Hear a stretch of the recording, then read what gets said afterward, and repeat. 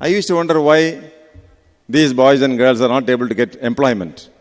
I don't know. Why you are already an engineer, software engineer, IT engineer, electronic and communication engineer. And what's the problem? Why you are not able to get jobs? So they say, sir, they are not taking the freshers. How come? Without taking the freshers, how they would take only experienced people? How is it possible logically to take only experienced people? And how will people get experience? And some of them will come, sir, now they are not taking me because last 3 years I have not been working anywhere. So 3 years unemployment, what are you doing that 3 years after the graduation from the college? So they are caught up in a very sad situation. So I understand these people are not good enough for the industry. Somebody was telling, industry ready. They are not industry ready. I read it in the newspaper 3 years before. There's a NASSCOM report. You know NASSCOM, National Association of Software Companies. They say 80% of the engineering graduates from Indian universities are unemployable. Hope you understand this term. Last year, IAS question, one of the IAS main question was, what do you mean by the term unemployability? Okay, 80% of the engineering graduates from Indian universities are unemployable. And what about arts college? Are they better? Good. They say 90% of graduates from arts colleges are untrainable. You can't even train them, leave alone job. When you ask the industry, they say the students' quality is not that good. I'm very happy there is an inspirational, motivational speech by Vivek and another, an idea about software, Tamil software by Karki. It's all youngsters, coming up on their own, doing their own business, confident of their own effort. So they say 90% of the college students are untrainable. That is, you can't even train them for any job. The NASSCOM report is almost same the last 3 years. Continuously, they give almost the same report all the time. So why they are not unemployed? Only are not employable. You can't be employed for any organization. So when you go to the industry, they say, sir, their subject is very poor. Their communication ability is very poor. So we are not able to get any job. What I don't understand is, when there is so many unemployment, good companies, large companies, they also want quality engineers. Even Microsoft company wants engineers. They are trying to find out good engineers. I served as a commissioner in Coimbatore. I know some of the people who run industries. They say, sir, we want a good executive officer, chief executive officer. And to appoint a chief executive officer, they are going to Calcutta, Delhi, Mumbai to conduct interviews. They are not available in Coimbatore. They are not available in Chennai. They go to Mumbai, Delhi to conduct interview to select CEOs, general managers. I myself worked in one of Tamil Nadu's companies called TNPL, Tamil Nadu Newsprint Limited, for a short while. I know we were looking for a good executive officer for which we call for applications. People who work in Mumbai, Delhi, they all come. So industries want good hands, good executives. They want, whereas people say there is no job. If you go to Tirupur, the people who are running the industries, they say they don't find well-qualified, technically skilled people. And people say there is no job. There is a dichotomy, discrepancy. Unemployment on one side, and on the other side, there is a lot of vacancies. People who are running colleges, correspondents, or the schools and colleges, they say, sir, we want good teachers. If you come across any good teacher who can speak English well, please tell me, sir. I can even offer you 100,000 rupees. Somebody was telling, sir, tell me one smart teacher who can also run a primary school. I can give her 100,000, 1 lakh rupees a month. I asked him, you are a man who is running the school for the last 25 years. Don't you come across such people? No, sir, it's very difficult to find a good teacher. Teacher in the sense who can command respect among the students, who can inspire students, who can create a desire in the children to education. It's very difficult. So there is always a need for such good hands on the one side, whereas there is unemployment on the other side. Now, industrialists say students are not okay, colleges are not okay. If you go and ask the college principal or the correspondent, what will he say? Sir, what can we do, sir? We get very poor materials from the schools. School education is a big problem. It is their allegation. I do not know. If you go to the school, they'll say, what can we do, sir? It's all the parents. The students who are coming to the schools are like this. I went to a school, one of the private schools the other day. I was very much surprised that the entire classroom was very calm, quiet. About 1,000 children, absolute quiet. Then I started looking at the audience, the row. For every row, there are 2 teachers sitting on either side of this bench. They are giving direction to all the 5 children. We need that much control. That much discipline. We need 2 teachers for every bench to control the students in a function in which a chief guest is addressing. A couple of days before, I was invited to a college function. I went there. I was trying to impress upon them about their goal setting, about their own potentials, about their own resources, their support, their self-confidence. I found in the corner of that building, in the corner of that hall, few fellows are talking to themselves. I was talking to them and they are talking to themselves. Obviously, there are some girls sitting on the other side. To impress the girls, they are talking to themselves to draw their attention. I told gentlemen, I came to this place traveling 2 hours from my office. 2 hours. I didn't come on my own. It is because your principal invited me. He invited me 5 times. Only because of that, I came all the way 2 times. Going back to 2 hours, 4 hours, I am talking for 1 hour. 5 hours of my life is wasted here. I am your guest. You called me. That's why I came.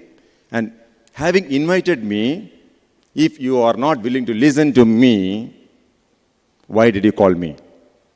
I am not going to talk to you. I have a lot of other business. I am an important man for myself. I may be irrelevant to you. But for me, I am an important man. I won't stay even for a minute if you don't stop speaking. Or if you have something very interesting to talk, something very important, like something like nuclear research or about space research, you come here, you come and share with us the great news about your finding, about your discovery, about computer science, about artificial intelligence, about robotics. If you have something to say, come along to the stage. Let us share. After that, he kept quiet. The culture is a big problem. The students, why probably the teachers find it very difficult to mold students, educate them in the true sense of what Swami Vivekananda says, education is the manifestation of the perfection which is already in man. Swami Vivekananda says, if you say, I know it because I heard from my teacher, I saw in the newspaper, I read it in the book, that is not education. Education is self-realization. It's not enough that Buddha got enlightenment. It's very important that the student got the enlightenment.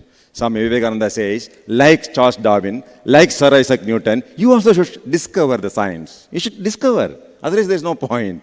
This is the biggest problem in the college. It's understanding, imagination, thinking, expression, relating, and application is very much missing in the students' community. It's a big issue. But in this occasion, having come to a very important place where industry and institution must match, we should create and produce quality education, quality students who are capable of employment, employable students. It's very important. I'm very happy that here we are the teachers. We are the people who run the colleges. Here we are the correspondents, the educational experts. Therefore, I would like to share a few points with you. Whoever is running a college, engineering college particularly, teachers who are teaching students, you should bear in mind the industry outside, the students you are creating here should face a very stiff competition outside in the industry. Before really, thinking why students are not able to get employment, in the outside, for a student, what's more important is it is a global competition. If there's a vacancy, a man from Japan can come and compete. Somebody from United States can come and compete. And your student also must go and compete. Therefore, he must be a very, very highly competent man to fight for a job.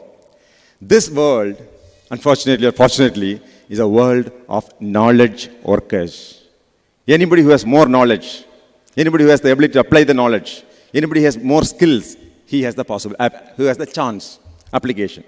Peter Drucker, the management expert, management guru, he says, this world is not the industrial world. This world is not a technology world. This is not the physical power world. This is not even missile world. This world is information world. Information. This is the information age. Information is the most potential. Skill is the most important aspect of a job outside your college when a student goes. There was humor which I heard very recently. In the Chennai harbor, one ship went out of order. So they brought the engineers, they tested, everything is all right, sir, but the engine is not starting. Then they brought some technicians, some experts, nobody is able to fix. Somebody told, sir, there's an ex-Navy engineer who is living near Rayapuram. He's a very ordinary man, he's a mechanic only, but he's very skilled. He's an expert. Can you bring and check up what's going to happen?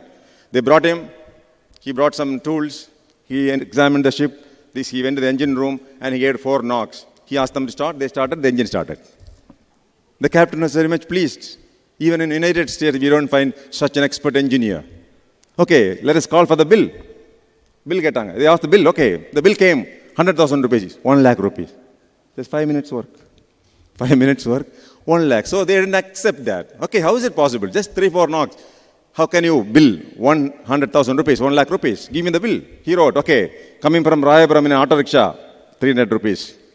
1 cup of coffee, 5 rupees. All the things, everything put together only 1,000 rupees. 99,000 rupees. He charged for the knocking.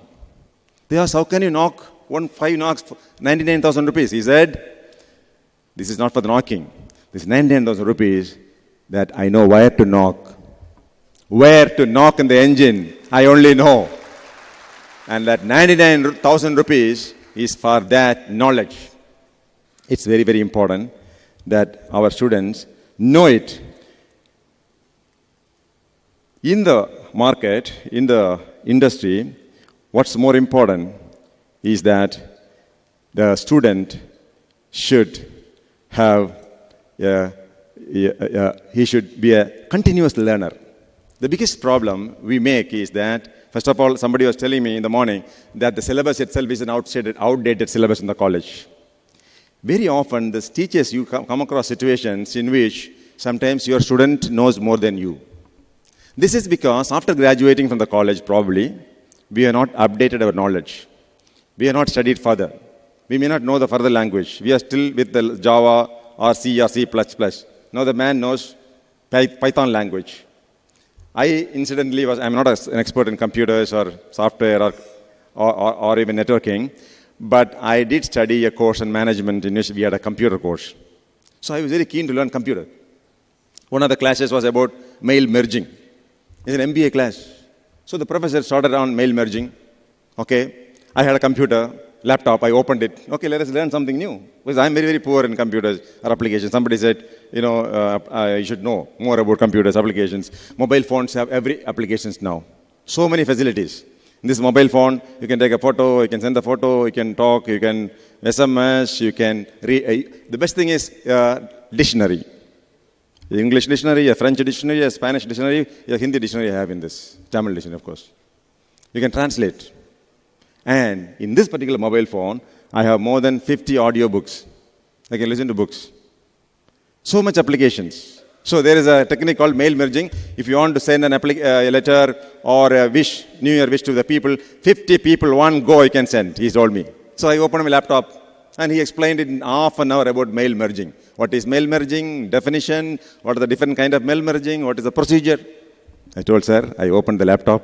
Can you come and please teach me, sir, how to send a mail merging? He told, brother, I only know how to teach. I don't know how to send it. So I went home. My son was only 8 years of age. But he's very expert in mobile phones. Whoever comes in my house, he will steal the mobile phone immediately. He'll take the mobile phone, he'll play with the mobile phone, he will do a lot of tricks in the mobile phone. He was only 9 years. I told my dear son, do you know mail merging? Mail merging? Yes, daddy, I know. How to do it? Please give me the laptop. How many people you want to send the mail? And he opened all my contacts, he sent the mail, New Year greetings. He's only 9 years. And the teacher is BE, ME, MPhil, and PhD. The point I'm trying to impress upon you is teaching is a very, very onerous responsibility. Since most of your teachers and professors and the correspondents, I will certainly should inform you that teaching and the job of a teacher is not a simple job. It's a very, very onerous responsibility. Very, very important responsibility. And the problem is probably people who teach even don't know the power of a teacher. A teacher, if he is really a good teacher, you can inspire students. You can become a role model for students. You can have a fans club in your college. That is when you assume the role. I tell my police officers very often, they themselves do not know the importance of their police officer. A station house officer in the police station has so much responsibility to give the protection to the lives and properties of the people. When the people are in serious stress, he can come to their rescue. So, a teacher and a profession, you can really make yourself a role model of the students. How will you make yourself a role model? I'll give you some suggestions. Merely a degree or some knowledge in the existing field is not enough to be a remarkable teacher. I think Mr. Lakshminarayan will agree with me. To be a remarkable teacher, it's important that, first of all, you must reinvent yourself.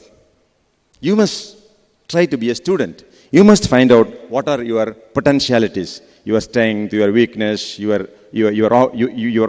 possibilities. You must immediately select a particular field of your activity. If you are teaching networking, you should be a master of networking. You must learn as many books as possible. You should have a guru. Somebody was telling Mata, Pita, Guru, Devam. In the particular field, who is the best in the country? Who is the best in the world? If it is software, software, Microsoft company can be your role model. So you must learn and spend at least 10,000 hours to become an expert in any field. Unless you are an expert, nobody is going to respect you.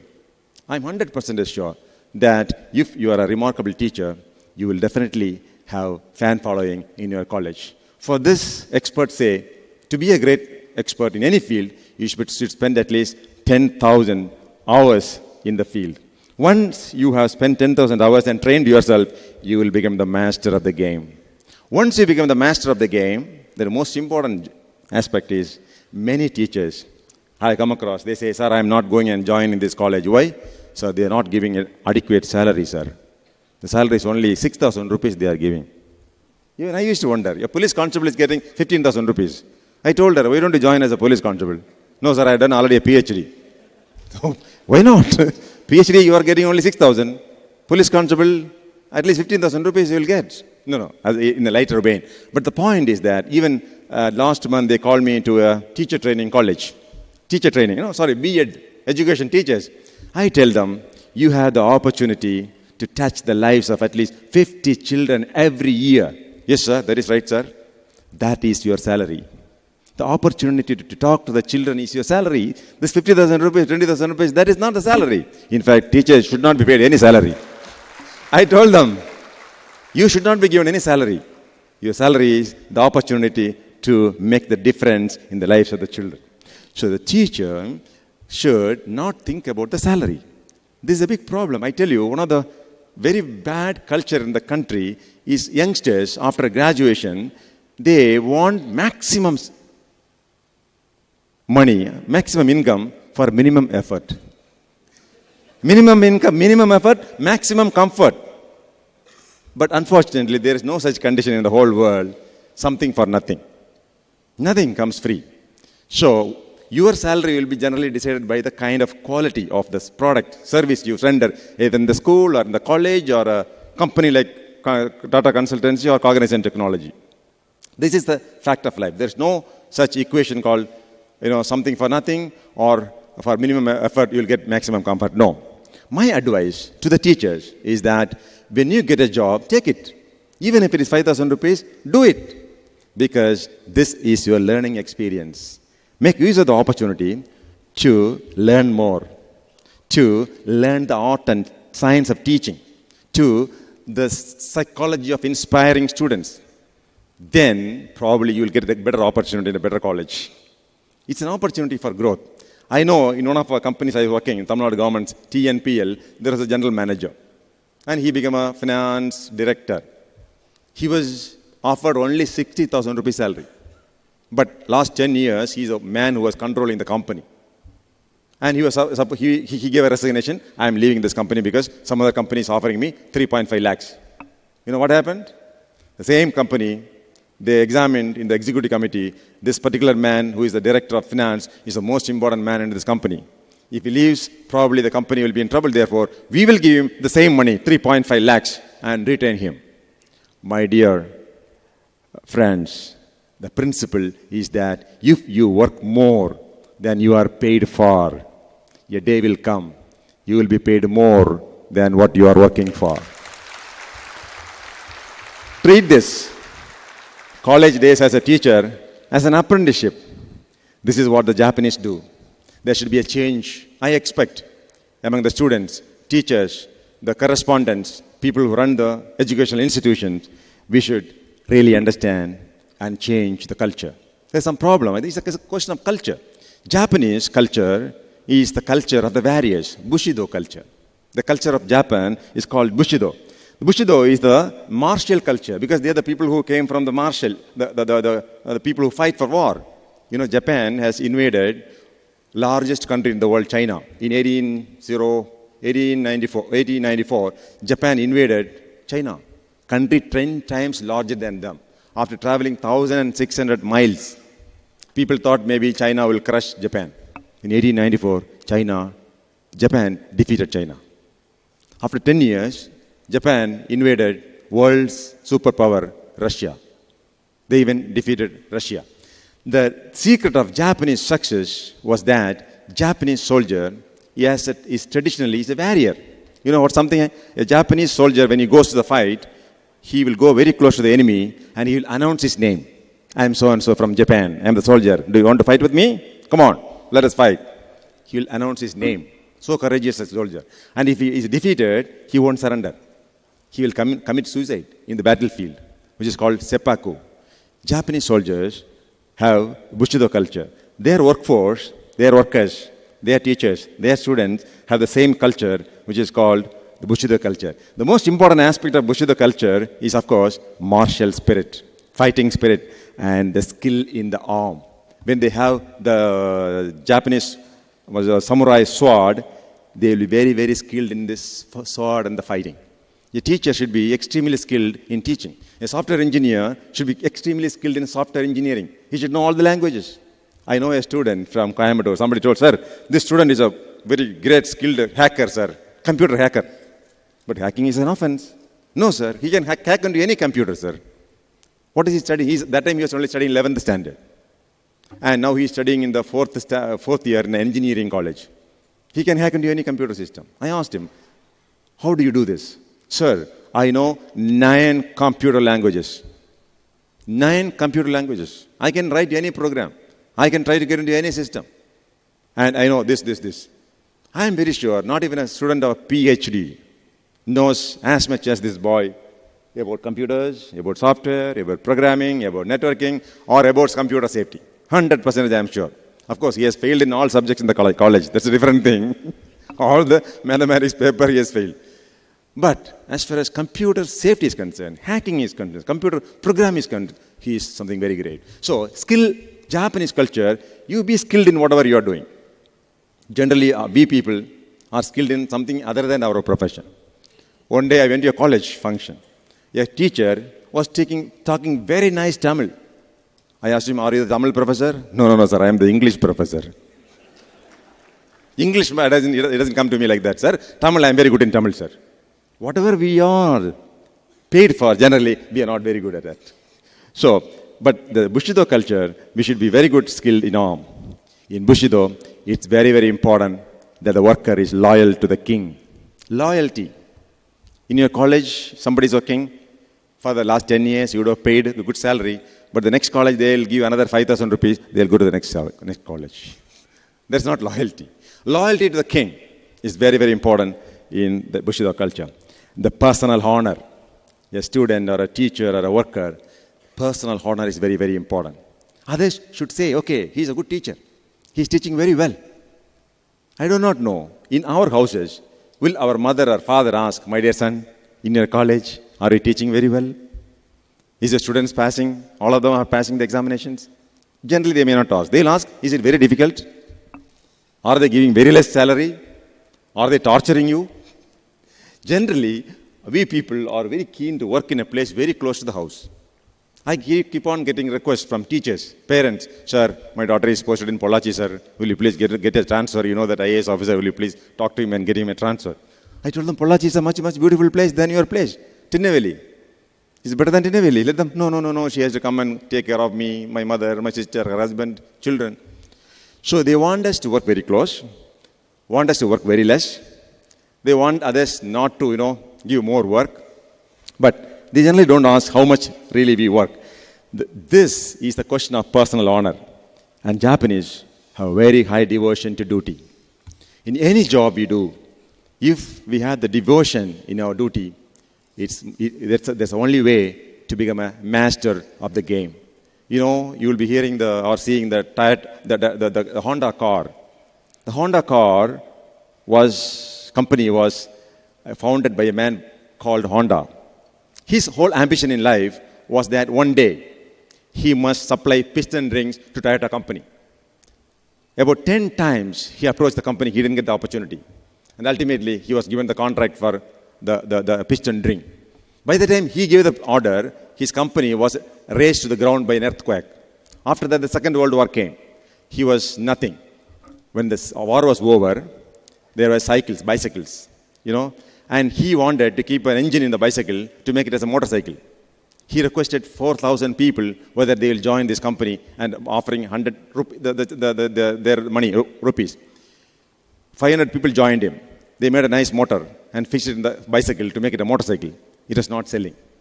He made the smaller version of the bicycle, made the bicycle very small and kept the same engine. People liked it. And he called it as supercar. The Honda motorcycle was born. Today, the world's largest motorcycle and car manufacturing company is Honda. Devotion to duty. He is an example of that the man can actually become what he wants to become. With these few words, I like to leave the message that change in the culture, in the college, alone can make a difference in the quality of the student who is coming out of the college.